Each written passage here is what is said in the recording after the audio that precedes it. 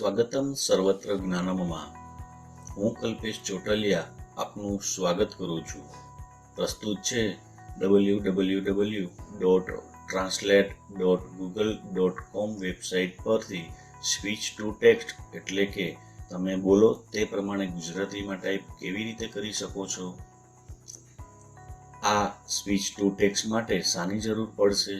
તો તમારી પાસે લેપટોપ અથવા કોમ્પ્યુટર હોવું જોઈએ. પીસીમાં ઇન્ટરનેટ કનેક્શન સ્ટાર્ટ હોવું જોઈએ. અવાજ રેકોર્ડ કરી શકે એ પ્રકારનું ઇયરફોન કોમ્પ્યુટર સાથે કનેક્ટ હોવું જોઈએ. સામાન્ય રીતે મોબાઈલનું પણ ઇયરફોન ચાલે. હવે આપણે ગૂગલ ક્રોમને સૌપ્રથમ ઓપન કરીશું. એડ્રેસ બારમાં www.translate.google.com લખીશું. ત્યારબાદ અહીં ડાઉન એરો કી જે બતાવે છે આ જગ્યાએ, ત્યાંથી તમારે જે ભાષામાં ટાઈપ કરવું હોય તે ભાષા તમારે અહીંથી પસંદ કરવાની હોય છે. હું અત્યારે અહીંથી ગુજરાતી ભાષા છે તે પસંદ કરું છું. હવે અહીં માઇક દોરે આપેલું છે તેને ક્લિક કરતા સ્પીક નાઉ કહે ત્યારે તમારે બોલવાનું શરૂ કરવાનું, એટલે ટાઈપિંગ શરૂ થઈ જશે. નમસ્કાર, સ્વાગતમ સર્વત્ર જ્ઞાનમમાં. મારું નામ કલ્પેશ ચોટલિયા છે. તમે પણ આ રીતે બોલીને લખી શકો છો. જેટલા શબ્દોના ઉચ્ચારણ સ્પષ્ટ હશે એટલું સારી રીતે ટાઈપિંગ સારી રીતે થશે. આ ટાઈપ થયેલા ફકરાની કોપી કરી અન્ય કોઈ પણ ફાઇલમાં પેસ્ટ કરી શકો છો. આ રીતે ટાઈપ કરવામાં સરળતા રહે છે. જો તમારે વધુ પ્રમાણમાં ટાઈપિંગ કરવું હોય તો આ ગૂગલ ટ્રાન્સલેટર વેબસાઇટનો ઉપયોગ કરી તમે ખૂબ જ ઝડપથી બોલીને અને સારી રીતે ટાઈપ કરી શકો છો.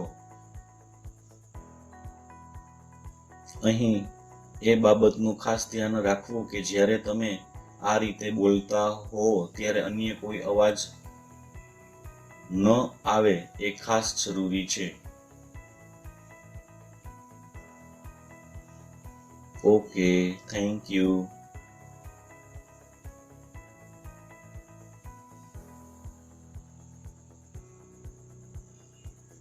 હવે હું અહીંથી આ ટાઈપ થયેલું છે તેની કોપી કરી અને માઇક્રોસોફ્ટ વર્ડમાં હું તેને ત્યાં પેસ્ટ કરું છું. તો મિત્રો, અહીં જે રીતે હું બોલતો હતો એ જ રીતે ત્યાં ટાઈપ થતું જતું હતું. તો આ રીતે લખવાની કોમ્પ્યુટરમાં ટાઈપિંગ કરવાની ઝંઝટમાંથી મુક્તિ મળે છે. અહીં ટાઈપ થયેલું જે હોય તે 100% શુદ્ધ નથી હોતું, એટલા માટે આપણી જરૂરિયાત મુજબના તેમાં ફેરફાર કરી શકાય છે. તેમજ અમુક શબ્દો આપણે શું બોલ્યા હોય છે અને કોમ્પ્યુટર કંઈક અલગ સમજેલું હોય છે, એના માટે આપણે તે મેન્યુઅલી આપણી રીતે જાતે સુધારો કરી શકીએ છીએ. આ રીતે તો અહીં મુખ્ય ફાયદો એ થાય છે કે આપણે લખવાની ઝંઝટમાંથી મુક્તિ મળી જાય છે અને ઓછા સમયમાં ખૂબ સારી રીતે ઝડપથી સારા પ્રમાણમાં એવું લખી શકાય છે. Okay, thank you.